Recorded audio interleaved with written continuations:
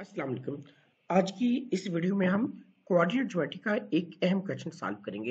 ये क्वेश्चन जो है वो IGCSE का मई जून 2024 में होने वाला पेपर 4 वहां से लिया गया है। ये क्वेश्चन इसलिए भी अहम है कि इस क्वेश्चन को सॉल्व करने से तकरीबन पूरा टॉपिक जो कोऑर्डिनेट ज्योमेट्री का है ये कवर हो जाता है।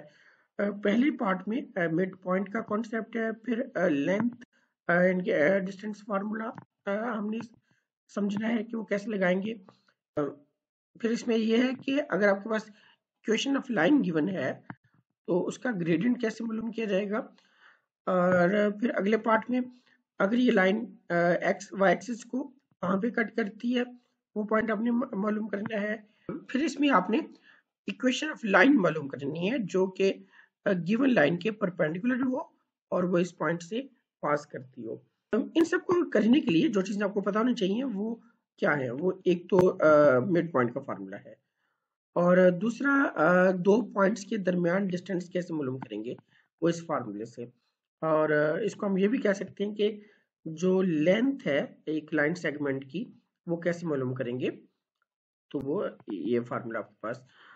फिर इक्वेशन ऑफ लाइन वो किस फॉर्म की होती है, उसकी दो फॉर्म्स है, y equal to mx plus c और एक ये वाली फॉर्म। तो इनमें से कोई भी फॉर्म हम यूज कर सकते हैं। तो चलिए हम पहला पार्ट सॉल्व करते हैं। पहले पार्ट में देखिए हमने क्या मालूम करना है। पहले पार्ट में उसने मिड पॉइंट कहा है कि आपने मिड पॉइंट फाइंड करना है। और अब मिड पॉइंट मालूम करने के लिए हम क्या करते हैं, हम एक्स वैल्यूज को ऐड करते हैं। तो कौन सा फार्मूला हम लगा रहे हैं मिड पॉइंट का, ये वाला। आप नोट करें, x1 plus x2 divide by 2 comma y1 plus y2 divide by 2। तो यही फार्मूला हम यहाँ पे लगाएंगे। यहाँ पर हमने क्या करना है, जो x वैल्यूज हैं इनके 6 और 3 इनको हमें ऐड करना है और फिर divide by 2। 6 plus 3 divide by 2 और फिर आपके पास आगे क्या आ जाएगा। आप जो y वैल्यूज हैं आपके पास, ये y वैल्यूज कौन सी हैं, 2 और -4, इनको आपने ऐड करना है। तो 2 -4 डिवाइड बाई 2, इसको आप सिंप्लीफाई करेंगे तो आपके पास आंसर क्या आएगा, ये आपके पास आ जाएगा 9/2 और -2/2। फर्दर जब हम इसको सॉल्व करेंगे तो आपके पास फाइनल आंसर आ जाएगा 9/2 क्या होता है, डेट इज 4.5 और जो है -2/2 वो -1 आ जाएगा। तो मुझे उम्मीद है कि पहला पार्ट बहुत सिंपल है और आपको समझ आ गया होगा। सेकंड जो पार्ट है उसमें लेंथ फाइंड करनी है हमने। और लेंथ के लिए जो फार्मूला हम यूज करेंगे वो ये फार्मूला है आपके पास, x2 minus x1 square plus y2 minus y1 square under root. ये फार्मूला हम यहाँ पे अप्लाई करेंगे।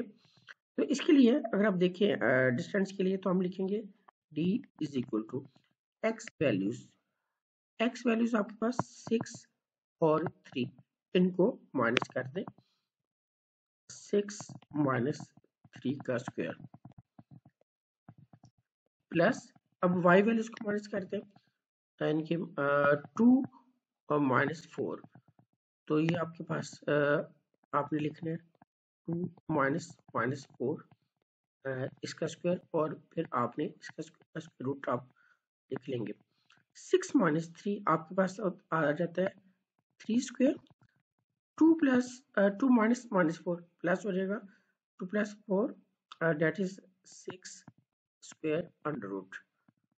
तो 3 का स्क्वायर 9 और 6 का स्क्वायर 36।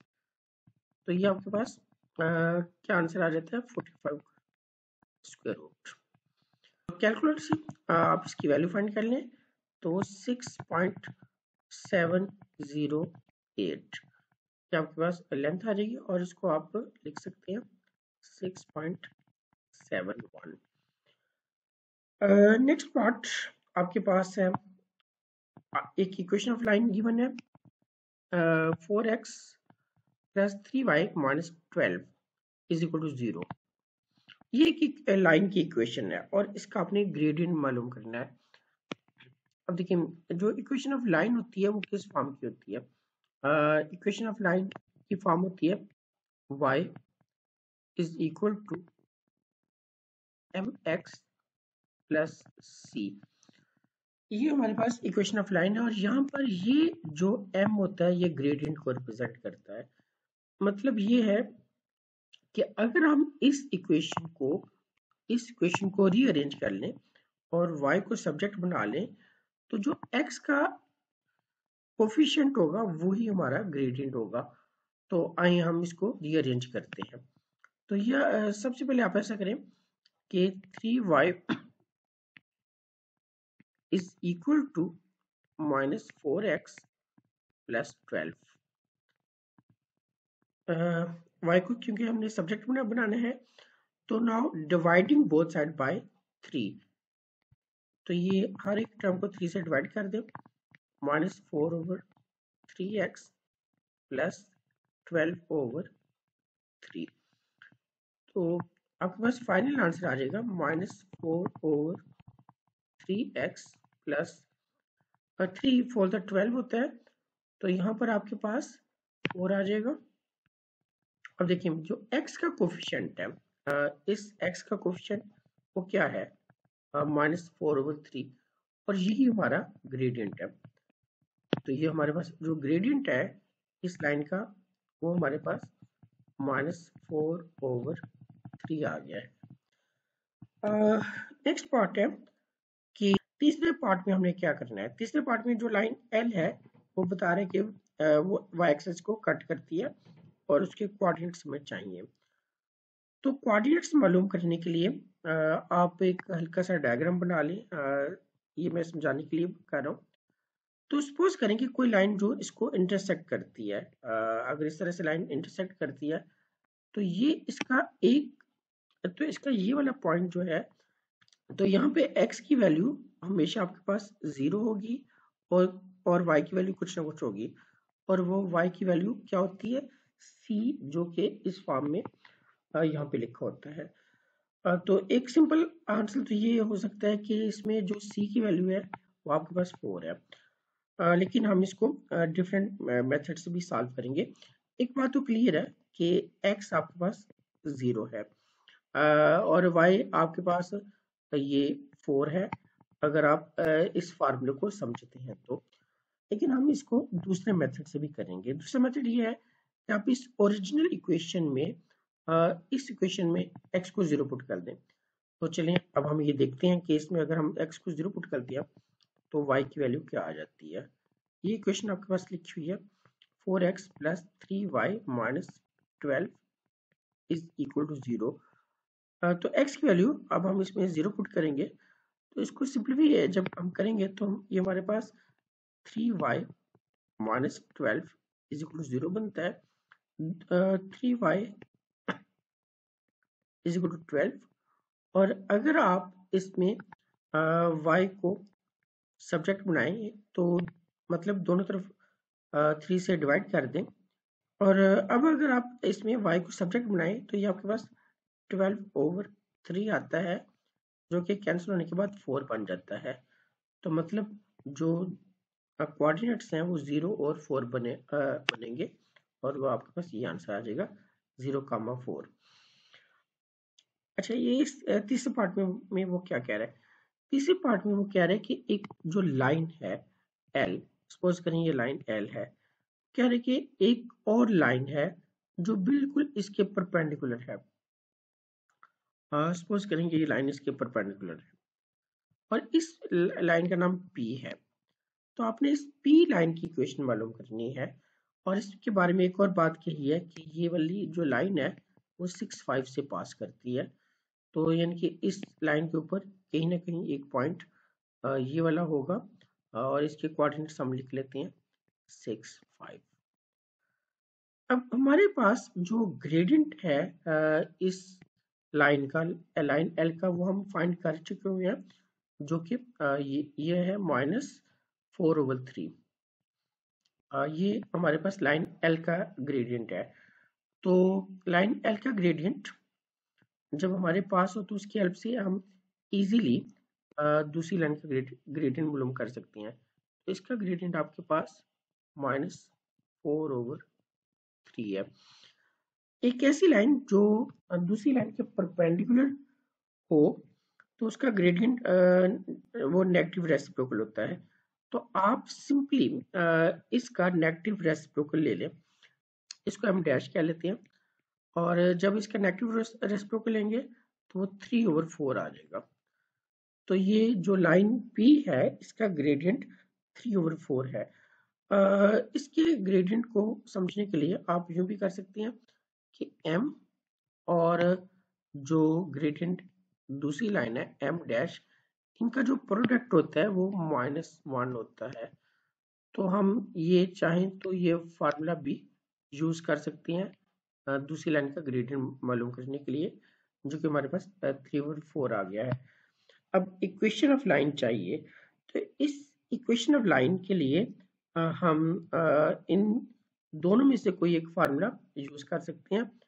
ये वाला फार्मूला भी यूज हो सकता है और ये वाला फार्मूला भी। तो अभी हम ये जो दूसरे वाला फार्मूला है इसको यूज करेंगे। ये फार्मूला क्या है? ये फार्मूला सिंपल और इजी है। ये है y minus y1 is equal to m times x minus x1। तो इस फार्मूले में वैल्यूज सब्स्टिट्यूट आप कर दें तो आपके पास आंसर आ जाएगा। अब ग्रेडियंट हमारे पास क्या है? m, वो 3/4 है। तो यहाँ पर तो हम 3/4 लिख देंगे। ये जो y है और ये जो x है, इनको तो एज इट इज लिखना है, लेकिन ये जो आपके पास x1 और y1 है, यहाँ पे हम क्या सब्स्टिट्यूट करेंगे? यहाँ पर हम वो पॉइंट सब्स्टिट्यूट करेंगे जहां से वो लाइन पास कर रही है, और ये 6, 5 है, तो यहाँ पे हम 6 और 5 सब्स्टिट्यूट कर देंगे। यहाँ पे आपके पास 6 आ जाएगा और यहाँ पे आपके पास 5 आ जाएगा। y 5 है और x 6 है। अब आपने क्या करना है? सिंपली इसको जो है वो सॉल्व कर लें, y को सब्जेक्ट बना लें, तो आपके पास फाइनल आंसर आ जाएगा। अभी हम इसको सिंप्लीफाई करते हैं। y minus 5 is equal to 3x और 4 माइनस ये 18/4। अभी आप इसको लिख लें एज इट इज। तो ये नेक्स्ट स्टेप में y को आपने जब सब्जेक्ट बना के लिखना है तो क्या आपके पास आएगा? y is equal to 3/4x। जब आपने -18/4 अभी है एज इट इज लिखिए। by adding 5 on both sides you will get +5 on this side। तो दूसरी साइड पे तो वो कैंसिल हो जाएगा। तो ये आपके पास जो फाइनल आंसर है इसको सिंपलेस्ट फॉर्म में करने से आ सकता है। ये आपके पास सिंप्लीफाई होने के बाद 9/2 आ जाता है। तो इस तरह से जो आपके पास फाइनल आंसर है वो क्या बनेगा? y is equal to 3/4x plus 1/2। ये 1/2 कैसे आएगा? ये 5 प्लस 5 माइनस 9/2 करने से। तो मुझे उम्मीद है कि ये सारे पार्ट्स आपको इजी भी लगे होंगे और समझ भी आ गए होंगे। इसकी मार्किंग स्कीम को जरा हम देखते हैं कि मार्क्स को कैसे अवार्ड किया गया था।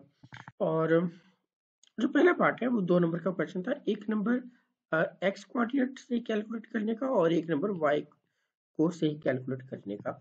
इसका जो अगला पार्ट है 10A का सेकंड पार्ट, इसका करेक्ट आंसर जिन्होंने यहाँ तक करेक्ट वर्किंग के बाद करेक्ट आंसर निकाला उनको 3 मार्क्स मिले थे। 2 मार्क्स उन स्टूडेंट्स को मिल गए थे जिन्होंने प्रॉपर मेथड लगाते हुए ये वाला एक्सप्रेशन लिख लिया था और इसके बाद फर्दर कोई एरर नहीं किया, तो उनको पूरे 3 नंबर मिल गए। ग्रेडियंट ये 2 मार्क्स का क्वेश्चन था और जिन्होंने इसको सब्जेक्ट बनाने की कोशिश करते हुए 3y एक साइड पे लिख लिया उनको 1 नंबर मिल गया था। और जिन्होंने y को सब्जेक्ट बनाने के बाद x का कोफिशिएंट रीड कर लिया प्रॉपर कि वो -4/3 आता है, उनको 2 नंबर पूरे मिल गए थे। जो नेक्स्ट पार्ट है वो भी 2 नंबर का था और जो है वो पूरे नंबर उनको ही मिले जिन्होंने बाकायदा कैलकुलेशन की थी। और इसी तरह जो लास्ट पार्ट था उसमें इक्वेशन ऑफ लाइन फाइंड करनी थी, तो 1 नंबर तो उनको मिल गया जिन्होंने उसका नेगेटिव रेसिप्रोकल लगाते हुए या फार्मूला लगाते हुए जो पी लाइन थी उसका सही ग्रेडियंट 3 और 4 कैलकुलेट कर लिया था। 1 नंबर इस बात का था। जिन स्टूडेंट्स ने y equal to mx plus c का फार्मूला लगाया तो उनको 1 नंबर c कैलकुलेट करने का मिल गया था अगर उन्होंने सही फाइंड किया। और दूसरा कि प्रॉपर फॉर्म जो तीसरा नंबर है वो इक्वेशन को प्रॉपर इस फॉर्म में लिखने का मिला। तो इट डज नॉट मैटर कि आप इक्वेशन ऑफ लाइन के लिए कौन सा मेथड लगाते हैं। तो मुझे उम्मीद है कि ये वीडियो आपको मुफीद लगी होगी। ओके, अल्लाह हाफिज़।